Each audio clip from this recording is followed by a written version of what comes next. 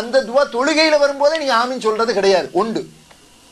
ரெண்டாவது, இந்த பாத்தியா விஷயத்துல யூதர்கள் பொறாமப்படுறாங்க, ஆமீன் விஷயத்துல அந்த அளவுக்கு பொறாமப்படுறாங்கன்னு வருது. இமாம் ஆமீன் சொன்னா நீங்க சொல்லுங்கன்னு வருது. யாருடைய ஆமீன் மலக்குமார் ஆமீனோட சேர்ந்த பாவங்கள் மன்னிக்கப்படும் முன்பாவங்கள் என்று வருது. இத்தனையும் நீங்க சொல்றீங்களே, ஹனபி மதுஹப் என்று சொல்லக்கூடிய இந்த மதுஹப்ல நீங்க ஆமீன் சொல்லுவீங்க, வாயை பொத்திட்டு இருப்பான். ஹனபி மதுஹப் பள்ளி வாசலுக்கு போனீங்கன்னா யூதனுக்கு சப்போர்ட் பண்ற மாதிரி இருக்கும்.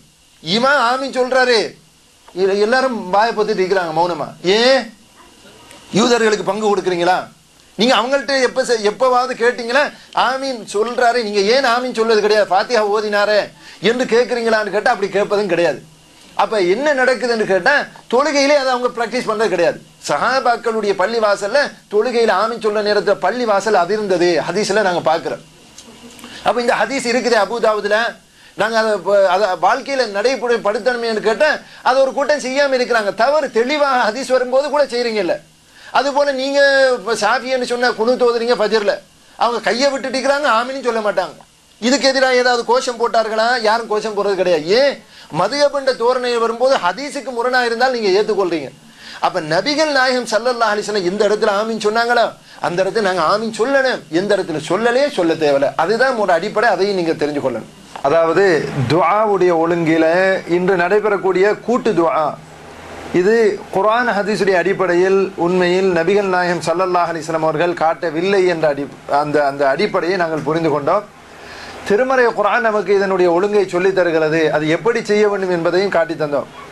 அதுபோல பின்னால் தோன்றக்கூடிய ஒரு கூட்டம் துஆ விடயத்திலே எல்லை மீறி செல்வார்கள், அளவு கடந்து செல்வார்கள். அப்படி ஒரு கூட்டம் என் உம்மத்திலே தோன்றும் என்று நபிகள் நாயகம் ஸல்லல்லாஹு அலைஹி வஸல்லம் அவர்கள் சொன்ன செய்தி சஹீஹ் இப்னு ஹிப்பானிலே பதிவு செய்யப்பட்டிருக்கிறது. அந்த விஷயத்தை நாங்கள் பார்த்தோம். அதுபோன்று துஆவுக்கு ஆமீன் சொல்லுகிற விடயத்தில் இமாம் துஆ ஓதுகிறார், நாங்கள் சொல்வதில் என்ன தவறு என்று கேட்கிறார்கள். நபிகள் நாயகம் ஸல்லல்லாஹு அலைஹி வஸல்லம் அவர்களுடைய பிரார்த்தனை எவ்வளவு அங்கீகரிக்கப்படக்கூடியது, அந்த துஆவிலே சஹாபாக்கள் எவ்வளவு ஆர்வம் கொண்டிருந்தார்கள். அந்த துஆவை இப்படி தொழுகைகளுக்கு பிறகு நபிகள் நாயகம் ஸல்லல்லாஹு அலைஹி வஸல்லம் செய்யவில்லையே என்ற அந்த அடிப்படையையும் நாங்கள் என்ன செய்தோம், பார்த்தோம். அப்ப கேட்கக்கூடிய சகோதரர்கள் சில சில காரணங்களை சும்மா சொல்லுகிறார்கள். ஒரு கூட்டத்திலே ஒரு இமாம் இருந்து ஒருவர் துஆ கேட்க மற்றவர்கள் ஆமீன் சொன்னால் அந்த துஆ ஏற்றுக்கொள்ளப்படும் அப்படி என்று சொல்லக்கூடிய ஒரு ஹதீஸை காட்டுகிறார்கள். அது பலகீனமான ஹதீஸ், அது ஆதாரபூர்வம் இல்லாத ஹதீஸ். அதுபோல ஒரு இமாம் துஆ கேட்கிற பொழுது மௌமூம்களை விட்டுவிட்டு இமாம் தனக்காக மட்டும் துஆ கேட்டால் அவர் அநியாயம் செய்து விட்டார், அவர்களுக்கு அநீதி செய்து விட்டார் என்று சொல்லக்கூடிய ஒரு ஹதீஸை காட்டுகிறார்கள். அந்த ஹதீஸை பொறுத்த வரைக்கும் நபிகள் நாயகம் ஸல்லல்லாஹு அலைஹி வஸல்லம் இந்த ஹதீஸுக்கு விளக்கம் அளிக்கிற பொழுது இந்த ஹதீஸை எப்படி செய்து காட்டினார் அதைத்தான் பார்க்க வேண்டும். தொழுகையிலே பிரார்த்தனை என்று வருகிற பொழுது எந்த இடங்களில் அந்த பிரார்த்தனை கேட்கப்படுமோ அந்த நேரங்களில் அவர் தனக்கு மட்டும் கேட்கக்கூடாது. உதாரணமாக தொழுகையிலே அத்தஹியாத்திலே துஆ கேட்கிறார் அல்லது சுஜூதிலே துஆ கேட்கிறார் இமாம், கேட்கக்கூடிய அந்த துஆவை தனக்கு மட்டுமென்று ஆக்கிக் கொள்ளாமல் எல்லோருக்குமாக பன்மையான வடிவங்களில் அவர் கேட்டுக்கொள்ள வேண்டும். அதைத்தான் சொல்லுகிறதே தவிர இமாம் துஆ கேட்பட்டால் மௌமூம்கள் ஆமீன் சொல்ல வேண்டும் என்பதற்கான ஆதாரமாக அது கிடையாது. அப்ப தொழுகை கீழே பிறகு கேட்கப்படக்கூடிய கூட்டு துஆ என்பது அது உண்மையிலே அதில் ஒரு பெரிய ஒரு ஷைத்தானுடைய ஒரு முயற்சி ஒன்று இருக்குது. என்னன்னு கேட்டா நபிகள் நாயகம் ஸல்லல்லாஹு அலைஹி வஸல்லம் அவர்கள் சொல்லுகிறார்கள், லா யுரத்து துஆஉ பைனல் அதானி வல் இகாமா, பைனல் அதானேன், பாங்குக்கும் இகாமத்துக்கும் இடையில் கேட்கப்படக்கூடிய துஆ நிராகரிக்கப்படாது என்று நாயகம் ஸல்லல்லாஹு அலைஹி வஸல்லம் சொல்லுகிறார்கள். அப்ப துஆவுக்கு நபிகள் நாயகம் ஸல்லல்லாஹு அலைஹி வஸல்லம் அவர்கள் கொடுத்த அந்த பிரியாரிட்டி, ஒரு முன்னுரிமை எதுக்கென்று கேட்டால் தொழுகை பாங்குக்கும் இகாமத்துக்கும் இடைப்பட்ட நேரத்தில் கேட்கிற துஆ நிராகரிக்கப்படாது. அந்த நேரத்தில் நீங்கள் அதிகம் கேட்க வேண்டும் என்பதை நாயகம் ஸல்லல்லாஹு அலைஹி வஸல்லம் என்ன செய்கிறார்கள், ஆர்வமூட்டுகிறார்கள். ஆனால் ஷைத்தானுடைய சில சில சந்தர்ப்பங்களில் ஒரு முயற்சி என்னவென்று கேட்டால் தொழுகை முடிந்த பிறகு அதன் மீது கவனம் கொடுத்து இருக்கிறதா இல்லையா என்பதற்கு மக்கள் சண்டை பிடித்து அதற்காக கூட்டு துஆவுக்காக போட்டி போட்டுக்கொண்டு இன்னைக்கு இருக்கிறார்கள். இப்படி செய்கிற காரணத்தினால் தொழுகைக்கு முன்னால் கேட்கப்படக்கூடிய அந்த துஆவுடைய அடிப்படை தவறி போய்விடுகிறது. எப்படி? உதாரணமாக தொழுகை, அதாவது பாங்குக்கு முன்னால் அல்லாமல் பின்னால் யார் பாங்குக்கு ஒழுங்கான முறையில் பதில் கொடுத்து பாங்கு முடிந்த பிறகு நபிகள் நாயகம் ஸல்லல்லாஹு அலைஹி வஸல்லம் அவர்கள் மீது ஸலவாத்து சொல்லி அந்த பாங்கு துஆவை யார் ஓதுகிறாரோ ஹல்லத் லஹு ஷஃபாஅத்தி யௌமல் கியாமா, கியாமத் நாளில் அவருக்காக நான் பரிந்துரைப்பேன், ஷஃபாஅத் செய்வேன் என்று நாயகம் ஸல்லல்லாஹு அலைஹி வஸல்லம் சொல்லுகிறார்கள். அப்ப பாங்குக்கு ஒழுங்கான முறையில் பதில் கொடுத்து விட்டு பாங்கு முடிந்தவுடன் ஸலவாத்து சொல்லி நபிகள் அந்த அந்த பாங்கு துஆவையும் ஓதினால் ரசூலுல்லாஹ்வுடைய பரிந்துரை ஷஃபாஅத் கியாமத் நாளிலே கட்டாயம். இப்ப பள்ளிவாசல்கள்ல என்ன நடக்குதுன்னு கேட்டால் பாங்குக்கு பின்னாடி ஓத வேண்டிய ஸலவாத்தை பாங்குக்கு முன்னால் கொண்டு வந்து அதற்காக சண்டை போட்டு அதற்காக ஒரு 15 நிமிடம் கொடுத்து ஸலவாத்து வெள்ளிக்கிழமை தினங்களிலெல்லாம் 15 நிமிடங்கள் ஸலவாத்து. அது என்ன ஸலவாத்து? இருக்கக்கூடிய எல்லா ஜாதி ஸலவாத்தையும் கட்டி போட்டு அதுக்கு முன்னாடி சண்டை பிடிக்கிறதுல கவனம் கொடுத்தாங்க. சொல்ல முடியுமா முடியாதாண்டி பாங்குக்கு முன்னாடி சண்டை, பாங்குக்கு பின்னால ஸலவாத் சொன்னா ரசூலுல்லாஹ்வுடைய பரிந்துரை கிடைக்கும் என்ற அந்த பெரிய ஒரு நல்ல விஷயம் சமூகத்துக்கு தவறி போய்விட்டது. இது போலதான் இந்த தொழுகைக்கு பிறகுள்ள கூட்டுதுவா. முன்னாடி கேட்டால் அது அல்லாஹ் நிராகரிக்க மாட்டான், ஏற்றுக்கொள்வான் என்று நபிகள் நாயகம் ஸல்லல்லாஹு அலைஹி வஸல்லம் சொல்கிறார்கள். அதை விட்டு போட்டு பின்னாடி இருக்குதா இல்லையா, கூட்டுதுவா இருக்குதா இல்லையான்னு சண்டை பிடிக்கிறதுல இந்த மிகப்பெரிய ஒரு அருள் என்ன செய்து தவறி போய்விடுகிறது.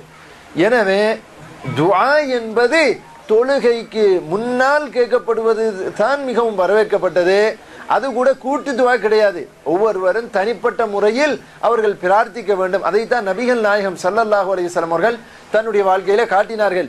இது போல அங்கு துஆ ரசூலா ஓதினார்கள், மலைக்கு ஓதினார்கள், இதற்கு ஓதினார்கள் என்று எங்கெங்கேயோ சுத்துகிறார்கள். அப்ப நல்ல விளங்குது என்ன, இப்படி 4 பக்கம் சுத்திட்டு வரும் பொழுது இந்த ஒரு அடிப்படை விஷயம் இல்லைங்கிறதுனாலதான் இவ்வளவு சுத்துறாங்க. தொழுகைக்கு பிறகு ரசூலா இந்த கூட்டு துஆ ஓதினார்கள், சஹாபாக்கள் ஆமீன் சொன்னார்கள் என்ற ஒரு ஹதீஸ் இருக்குமாக இருந்தால் இந்த தூக்கி போட்டிருப்பாங்க. இங்க பாருங்க, ரசூலுல்லாஹ் ஓதினார்கள், சஹாபாக்கள் ஆமீன் சொன்னாங்க, தொழுகைக்கு பிறகு கூட்டு துஆ இருக்குது, அப்படி காட்டுவாங்க. ஏன் மலை தேடி போறதுக்கெல்லாம் போறாங்க? மலை தேடுறதுல கூட ரசூல் ஆமீன் சொன்னதாக கிடையாது சஹாபாக்கள். அல்லது அங்க ஓதுறார்கள், இங்க ஓதுகிறார்கள், அதுல ஓதினார்கள், இதுல ஓதினார்கள் என்று எங்கெங்கோ சுத்துறாங்க.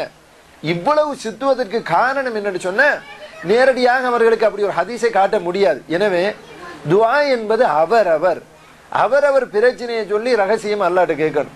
இப்ப கேட்கக்கூடிய துஆவில கூட இமாமுக்கு எத்தனையோ பிரச்சனைக்கும், மாமுமுக்கு எத்தனையோ பிரச்சனைக்கும். இமாம் மனைவி பிரச்சனையை கேட்பாரு, மாமும் கல்யாணம் முடிச்சிக்க மாட்டான். அப்ப மனைவி பிரச்சனை, இவர் யாரெல்லாம் மனைவி பிரச்சனை எத்தனையோ விஷயத்தை இங்க கேட்பாரு, அங்க மாமும் ஆமின்னு சொல்லிட்டு இருப்பான்.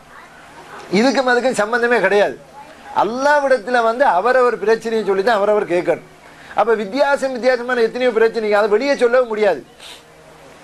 இமாம் துஆ கேட்பாரு, அவர வியாபார பிரச்சனை சொல்லி கேட்பாரு, இல்லாட்டி குடும்ப பிரச்சனை சொல்லி கேட்பாரு, இல்லாட்டி நோயை சொல்லி கேட்பாரு, எத்தனையோ விஷயங்களை சொல்லி கேட்பாரு. சத்தமா கேட்டா என்ன அர்த்தம்? பின்னாலைக்கு அவனுக்கெல்லாம் இருக்கிற அவர் ரகசியமும் தெரிஞ்சு போகும். அப்ப துஆ என்பது அவரவர் விஷயங்களா, மனுஷன் 1000 பிரச்சனை ஒவ்வொரு மனிதன் தனிப்பட்ட வாழ்க்கையில இருக்கும். அந்த பிரச்சனைகளை அவரவர் தனிப்பட்ட முறையில சொல்லி ரகசியமாக கேட்டால்தான் கெஞ்சி கேட்க முடியும் என்பதை அல்லாஹ் அறிந்ததினாலதான் அல்லாஹ் என்ன செய்கிறான், குர்ஆனில கட்டளை போடுகிறான். நீங்க உங்களோட ரப்பிடத்துல கேளுங்க, தாழ்ந்த துணியில கேளுங்க, கெஞ்சி கேளுங்க, நீங்க சத்தம் இல்லாம கேட்கணும் என்று ரசூலுல்லாஹ் அல்லாஹ் வலியுறுத்திய காரணம் என்னன்னு கேட்டா இதுதான். அப்ப திக்ராக இருந்தாலும் துஆவாக இருந்தாலும் இன்னைக்கு மதுஹப் என்ற பேர்ல செய்யறவர்கள் கூட என்ன செய்கிறாங்க, 27ஆம் கிழமை வந்துட்டு அதுக்கு ஸ்பெஷல் என்னது அழுவதற்கென்றே கூலிக்கு மாரடிக்கிறதுக்கு ஆள் எடுத்துருவாங்க. அதுக்கு இந்த அடுத்தது இந்த கூட்டு துஆல என்ன நடக்குதுன்னு கேட்டா எல்லாரும் அழுவாங்க, எல்லாருமாக அழுகிறாங்க. அது என்ன காரணம்? இந்த சிரிப்பு என்பதும் அழுகை என்பதும் மனிதனுக்கு அந்த ஒரு கூட்டா நடக்கும், அதுல ஒரு இயல்பு ஒன்று இருக்குது. இப்ப ஒருவர் சிரிக்கிறார், நல்லா சிரிக்கிறார், எதுக்கு சிரிக்கிறான்னு உங்களுக்கு தெரியவே தெரியாது. நீங்க நீங்க பார்த்துட்டு இருக்கீங்க, இன்னும் சிரிக்கிறார், உங்களை அறியாம உங்களுக்கு சிரிப்பு வரும். சிரிச்சு சிரிச்சு வயிறு குலுங்க சிரிக்கிறார், சிரிச்ச உடனே பார்த்துட்டு இருக்கிற 4 பேருக்கு சும்மா சிரிப்பு வரும். எதுக்கு சிரிக்கா அப்படின்னு கேட்டு அவங்களும் சிரிப்பாங்க. சிரிப்புங்கிறது எப்படி? இது ஒரு மனிதனுக்கு இருக்கக்கூடிய இயல்பு. அழுகையும் அப்படித்தான். லைட் எல்லாம் ஓ பண்ணி 27 என்ன செய்வாங்க, லைட் எல்லாம் அணைச்சு போடுவாங்க. அவர் ஒரு சின்ன பல்ப் வெளிச்சத்தை மட்டும் வைப்பாங்க. அந்த அழுகுறதுக்குரிய ஏற்பாடெல்லாம் பண்ணி 4 பேர் சும்மா அழுத உடனே இருக்கிற 10 பேர் இன்னும் அழுவாங்க. நாங்களும் கூட இந்த கூட்டுத்துவா ஒரு காலத்துல செஞ்சோம். இந்த 27க்கு லைட் எல்லாம் ஓப்பன் பண்ணி செய்யறது இருந்துச்சு. அப்போ ஒரு மௌலவி அழைப்பிச்சோம். அவர் ஏற்கனவே 2 பள்ளியில கூட்டுத்துவா ஓதி அழுதுட்டு தான் வந்தீங்காரு. அழுதுட்டு வந்து 3வது பள்ளி எங்க பள்ளிக்கு வந்தாரு. இப்ப துவா ஓதுறாரு. நானும் முன்னுக்கு உட்கார்ந்து கொண்டு நாங்க உண்மையிலே அழுக போகுது, நாங்க அழுகுறோம், அவரும் அழுகுறாரு.